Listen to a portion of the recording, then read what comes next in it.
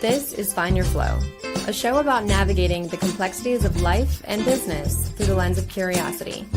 I'm your host, Angelique, and I bring together experts to deliver responsibly curated conversations and perspectives that aim to progress people and the planet.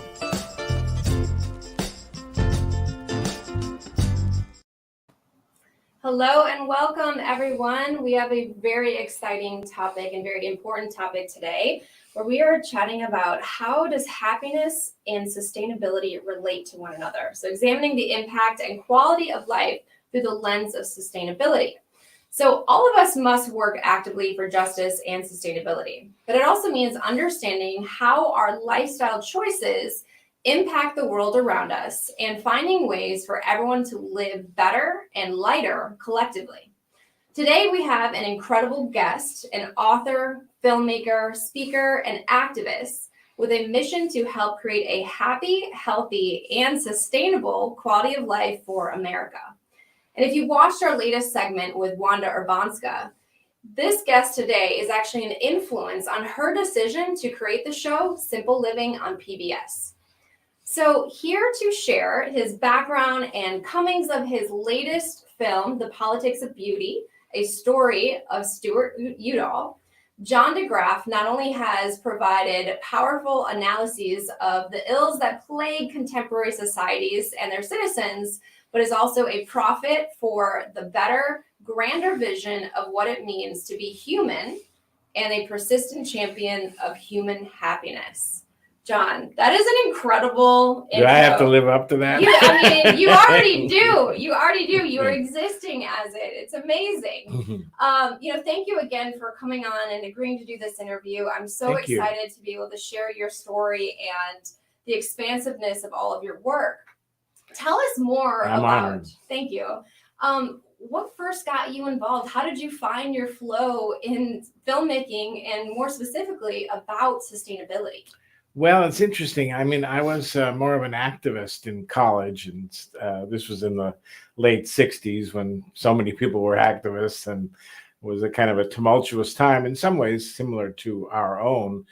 And from being an activist, I also started writing things, and I did a radio show at the University of Minnesota, Duluth in the early 1970s. And met an old character that I thought someone should make a film about. And I ended up being the one working with somebody who knew what they were doing, which I didn't at the time. And we made a film that was on public television, and it won some awards, and it kind of launched me into the idea that I could do this for a living. And it took a few years before I was able to really be a full-time documentary film producer, but eventually that happened. And I've been making films for 45 years, and some more successful than others, but quite a number of them have been on national public television, and it's been a great blessing as a career. It never made much money, but I had a couple of successful films and a lot of unsuccessful financial films. Sure. But in any case, I was blessed to meet all kinds of wonderful people, travel around the world, tell great stories. And so it's been a great career for me. Well, and you've, it's not always about the financial gain, but you've found happiness and purpose in what you've done and changed many lives along the way, too. Well, I would hope that, people are affected by the things that you do. And I think purpose is an important thing. And it is. I feel like it's a kind of a calling that I really couldn't do anything else, or I would have been miserable. So I don't attribute it all to me. It's just, this is kind of what I had to do. Mm-hmm. And fortunately, I had to do something that I liked doing. Yeah. And so, I've spent a long time at it. And in the course of that, I got interested in various issues from sustainability to the whole issue of time and life balance and overwork in America, simplicity, which led me and connected me with Wanda. It was actually the film I did about overwork in America that first connected me with Wanda Urbanska. Yeah. And then went from then into being invited to speak at a number of conferences that were international happiness conferences, Mhm. and to talk about the role of time balance and Yeah. work-life balance on happiness. And then I ended up getting more involved in the happiness issues, starting co-founding an organization called the Happiness Alliance, which is still running. I'm not running it anymore, but it's still going. Yeah. I got to be a consultant to the government of Bhutan, which has a gross national happiness as the goal of the government. So that was very exciting to get to go there and spend time with the ministers and the parliament and so forth. And then went from there to the whole idea of the importance of beauty, both natural Mhm. beauty and built beauty, communities and stuff, the impact of that on happiness and on sustainability. Well, I think so often people, they get into jobs where it's out of necessity than it is to follow their purpose. And as you described, it's, following your purpose has taken you all over the world and the ability to tell so many incredible and impactful stories. One of the things that I loved about your bio was your mission to create a happy, healthy, and sustainable quality of life for America. Now, how do you see happiness and sustainability intertwining? How do they relate to one another on the topic of beauty? Well, I think one thing that we find about with happiness studies is that there are certain things that are most important for being happy, and they really aren't about having a lot of money. I mean, Right. being really poor and suffering and stuff is not a good thing. That doesn't do a good thing for happiness. But beyond a point of modest comfort and security economically, more stuff doesn't make you happy. What does is social connection, relationships, um, nature, and I would argue beauty, living in beautiful surroundings, living in communities that are attractive, that are interesting to the eye, all of those kind of things, and also service. I mean, to make a difference for other people.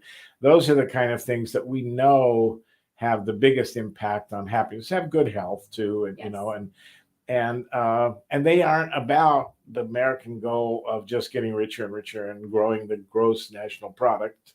I mean, the idea we have is that the grosser it gets, the better off we are. But that really isn't true. There is no, beyond a certain point, there's no relation, no connection between getting richer and richer and being happy.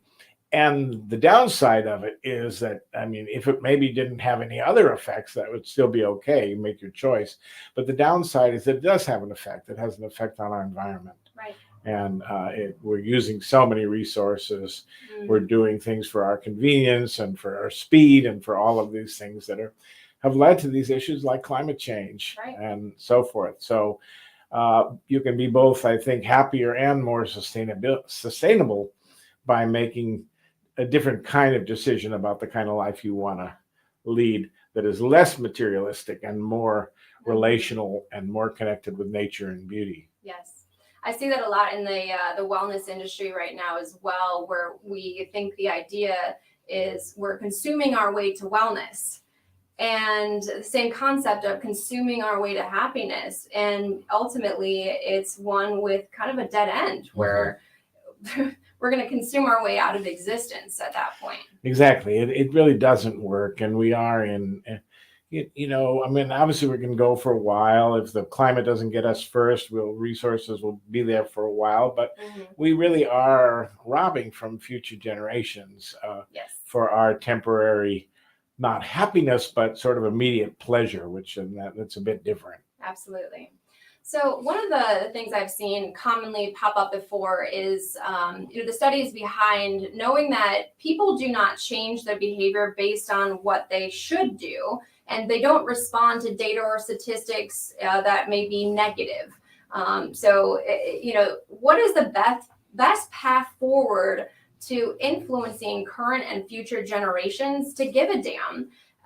In a way that might not focus so much on the negativity, but on the positivity of what could come if we made changes now.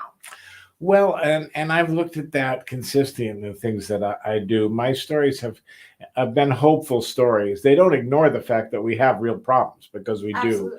But they're about people who are working on and finding solutions and doing something about these things. So if we take, for example, overwork in America. I mean, which we're doing an awful lot of in order to get all the stuff that we want. That has both a downside to us in terms of our work-life balance, our happiness. We're stressed, and it also is we're just consuming. We're producing too much, really, for what the plan will hold. And so, what I wanted to point out was that people working less in various places, the U.S., but Americans, but also particularly in places like Europe, where people really work less, that they're actually happier for it, and they lead better quality lifestyles. I've gone from that into other things like our being around beauty. My latest film is about a man, Stewart Udall, who was the Secretary of the Interior in the United States during the 1960s, who gave us more national parks and protected areas and places and environmental protection laws than any Secretary of political Interior. figure in our history. And he was about, it was always positive. It was about, we're going to have a better life if we put these places aside and if people can enjoy them and so forth. So I've tried to use inspiration, aspiration, rather than negativity to make my cases. It's not gloom and doom, and because I think you're right. I don't think gloom and doom really works. Yeah. Right. I think it scares people away, or I've seen people like this too, where they just don't want to hear about it if it's negative. And that is an impact. I mean, it does not to lay out for people how bad everything is. Maybe should make people care and do more, but it tends to have the effect of making people more passive rather than more active. Absolutely. They get despairing and despondent, and that is not a route to making people active. It's hope that makes people do things. Yeah. And to that point, so I want to touch on so the politics of beauty, the story about Stewart Udall. Most recently, you're here in North Carolina. You had just shared the film at, I believe it was Duke University and North Carolina State University. That's right. What has been some of the feedback that you've heard from people across generations about that film and about the work and just the story behind there? Well, probably the biggest reaction has been surprise for a number of reasons. Many people, particularly young people, older people have heard of Stewart Udall, but they really didn't know about the things that he did.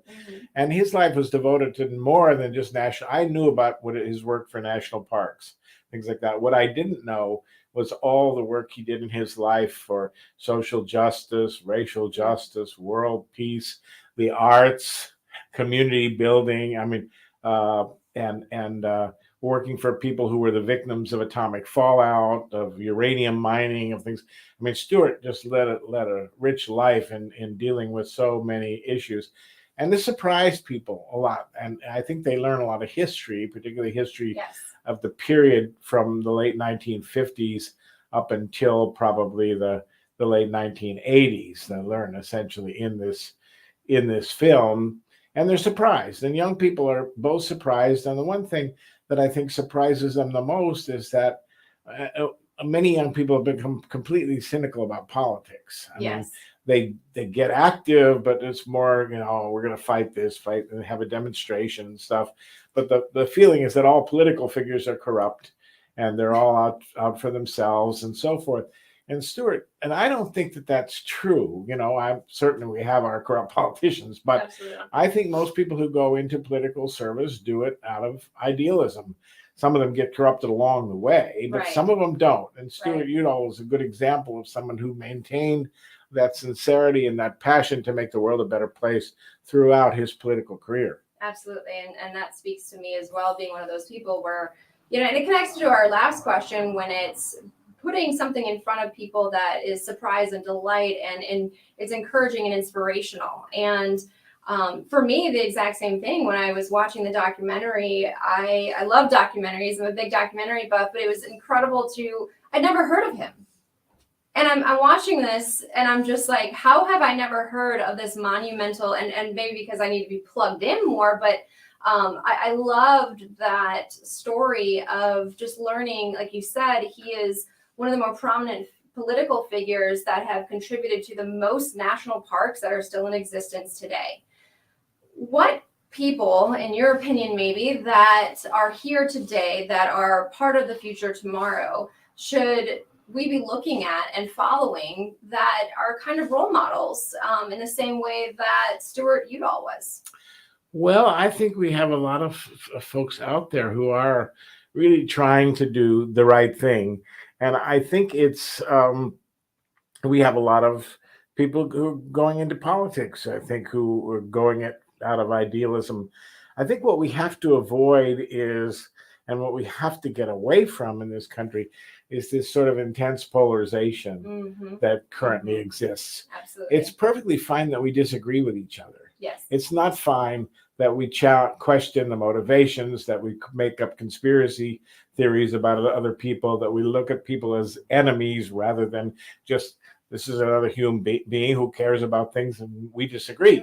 Yes. And we can work that out. And I think that was Stewart's attitude. One of the things he says in the film that I always remember is that when he's talking about Canyonlands National Park in Utah, which he created. And he said, this is wild and rugged country, and I want to preserve it as it is. He said, there are people who want to just jam a road down the middle of this and build works of human works and all that, and commercialize it and do all that. He says, I'm not saying they're wrong, but I'm saying that there's room for 2 points of view. Yes. And I say it with all the sincerity I can muster. Yes. That's what he said. And I think that's the attitude that we really have to have. That, and he got along, Stewart Udall was a Democrat, no question about it. Right. But many of his best friends were Republican. He worked closely with Republicans. We didn't have that the two parties were considered each other enemies the way we have got to get beyond that, and we've got to get beyond the idea that these issues are simple and black and white. Yes. Udall struggled with many things. One wouldn't always have to agree with the choices that he made, but you could tell that they always came from sincerity. And sometimes they were tough choices. For example, when he decided to stop dams from being built in the Grand Canyon, nowadays everybody would look at that and say, of course we shouldn't build dams in the Grand Canyon, But he was the person who stopped that. And that came for him at great political cost, because everybody in Arizona, where he was from, wanted these dams to produce more water for Arizona. So once he made that decision, he was done. They thought he would be the next senator, the next governor from Arizona. He could never run for office again. Wow. Because he decided no dams in the Grand Canyon. Yeah. We look back on that now and go, of course, why would anyone want to do this? Yeah. But they did. Everybody wanted to do it. His decision on the Vietnam War kind of went the other way. He was opposed to the war, but he had to decide, should I get out there and go real public about this, about my opposition to the war, and in so doing be fired by President Johnson from my position as Interior Secretary, or should I stick with my job and keep working on protecting America's environment and adding more national parks? Yeah. And he made the decision not to go public in terms of his opposition to the war. Now, some people would think of that, particularly a lot of more strident folks and more idealistic young people, I would say, would think of that as selling out. I don't think so. I think it was understanding that these were hard choices and that there isn't an absolute right answer or a wrong answer. You have to choose between many rights. Yes. Yeah. Well, I appreciate that last explanation too, because I feel like that so much embodies what my hopes are for this show as well, is to share even some opposing perspectives, because it's just that, it's a perspective, and knowing that for us to actually progress, we have to look across party lines. We have to be uncomfortable in those gray areas so that we can find the answers, and find answers that, might piss off one side or the other at the time, but how do we fundamentally work together as humans, as politicians, to solve for these problems? And I think that's a great example of doing such, where you might not always be liked for it, but then it's interesting to see how the outcome long term can be more socially acceptable as well. Yeah. I mean, nowadays, again, you look at but people don't know that there was we came this close to putting 2 dams in the Grand Canyon that would have flooded this great. And and Stewart Udall had to make that decision. He was the Right. Secretary of the Interior. He was in charge of public lands and the national parks. Yeah. And Grand Canyon was a national park, and so he had to decide. And once he said no, there will be no dams, and he just made that decision by actually taking a raft trip down the Colorado River with his family through the Grand Canyon. Yeah. And when he saw what would be destroyed, Right. at the end of that trip, he told his kids, he said, there's not going to be, we're not going to make any dams here, period. And of course, some people loved that, were happy. I think many people, but many people vilified him for that. It was like, you sold out the state of Arizona. You sold out our ability to get the water that we need and stuff. So these are tough things. Absolutely. But one of the things that I grabbed onto there too is he went and experienced this with his family. And it makes me wonder, if we lean in more to experiencing things that might make us uncomfortable, how could it change our perspectives on things? That's great. Because he dove into that. He then was able to have an understanding and a human emotion to what the cause and effect could be. And I think about, if we can't walk in someone's shoes, or you can't put yourself in someone's shoes, then we really can't have that perspective. But I wonder how that would change a lot of the decisions going on today if we put ourselves in that perspective. Well, yeah, and if more often we shared these experiences with people who had different viewpoints. I mean, I think you're right. I think that would help a lot. And, I have strong viewpoints, but I don't make enemies of people who disagree with me. And I have many friends. I mean, I'm pretty liberal. It's sort of obvious. I don't deny it. I'm pretty much a liberal Democrat, but I have many friends who are conservative Republicans, and we're able to talk about these kind of things. We're not going to agree all the time, but we appreciate each other as people. That my best friend growing up became a military officer and a colonel, and actually the head of NATO intelligence in Stuttgart, Germany. Wow. He's a very conservative guy, but he and I can see eye to eye, and he loved this movie, and he actually contributed considerable amount of money to the making of the film, even though Udall, like I said, was and John McCain, who was, I talk about him in the film because he was, of course, a Republican senator. But when he came into office as a congressperson from Arizona, it was the Udalls who kind of welcomed him in and showed him around. And so he says, John McCain said, I worked with Stewart and Mo Udall, and if it weren't for them, I mean, they really took me under their wing and showed me and it didn't matter that I was a Republican and they were Democrats. Yeah.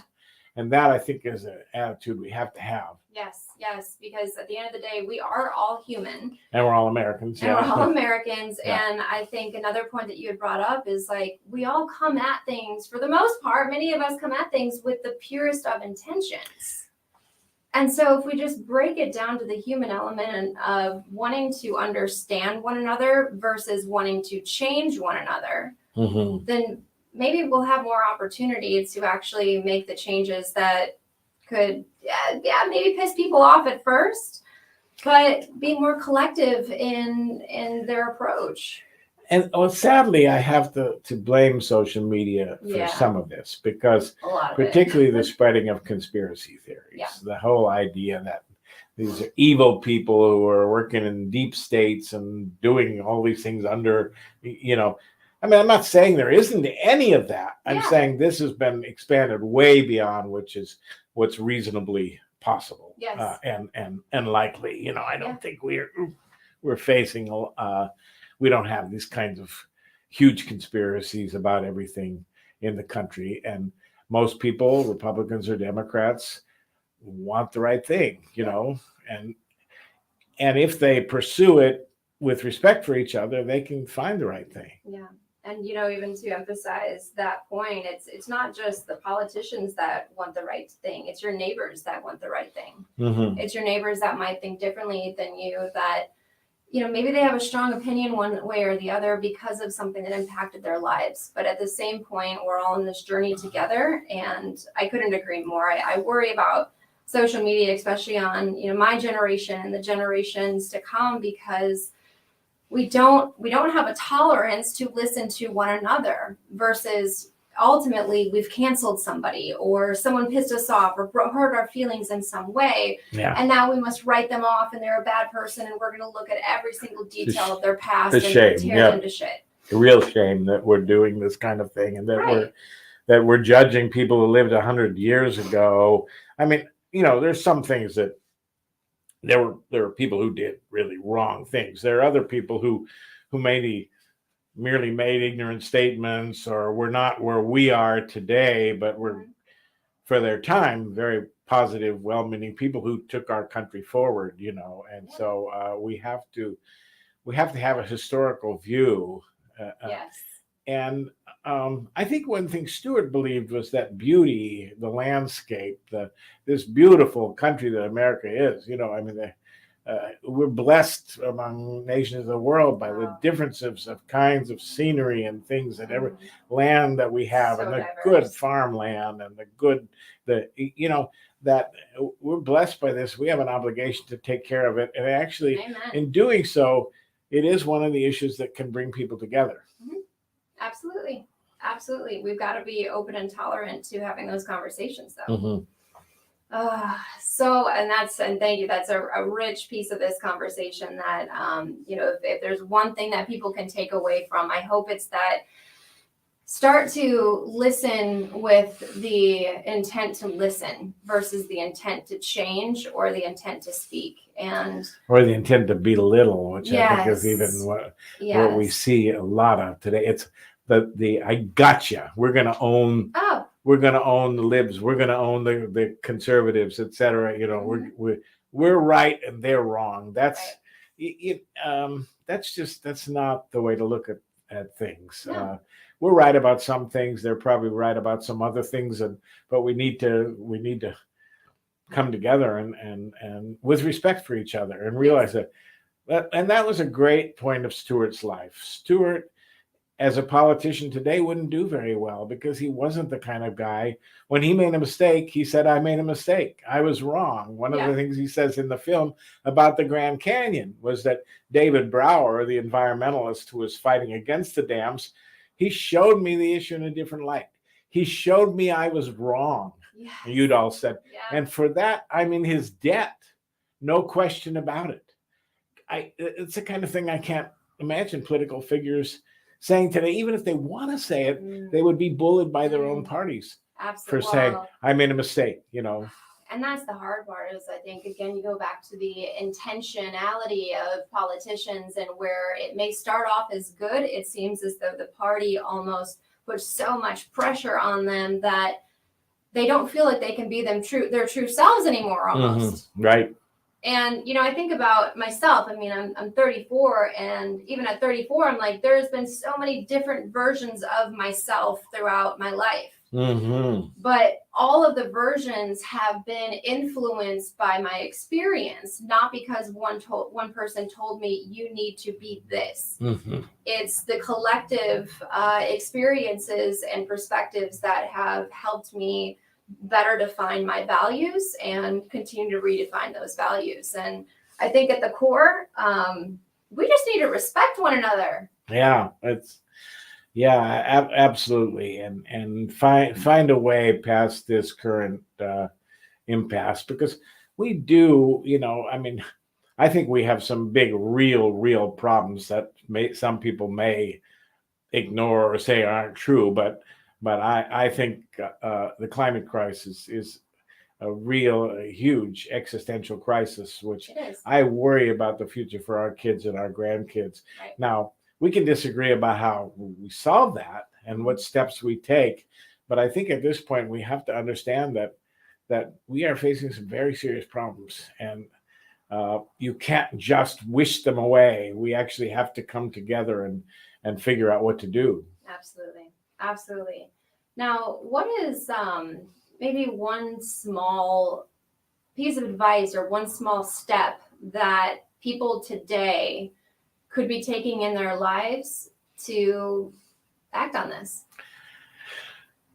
Well, that's a good one. I mean, I think the things that we do for sustainability matter, the choices that we make. I think one place that brings two people together or shared is people work together in gardening and farming and in local foods is a big issue now of that brings people together in a positive, sustainable way. I think again, protection of places. We have Stewart Udall got passed probably one of the most significant pieces of legislation in our history, which has done enormous things. It's called the Land and Water Conservation Fund. Okay. And it's used money from oil sales, and it's taken that money to fund in communities all kinds of things of parks and trails and environmental improvements and so forth. We still got that. We can use it. We need to pay attention to it. One of the things that was hopeful for me was that during the Trump administration, the most bipartisan piece of legislation that came out of Congress, with about 3/4 of Congress supporting it, which is totally unusual these days, was what was called the Great American Outdoors Act, which was about putting more support into our parks and our lands and making them more accessible to people in a good, sustainable way.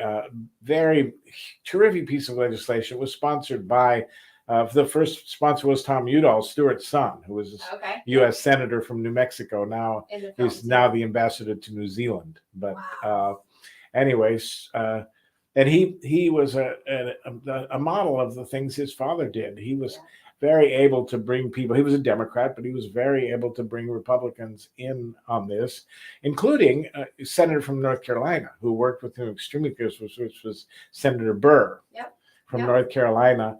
Worked on this. It was probably the Republican lead on this particular act and worked closely with Tom Udall on it. More of that.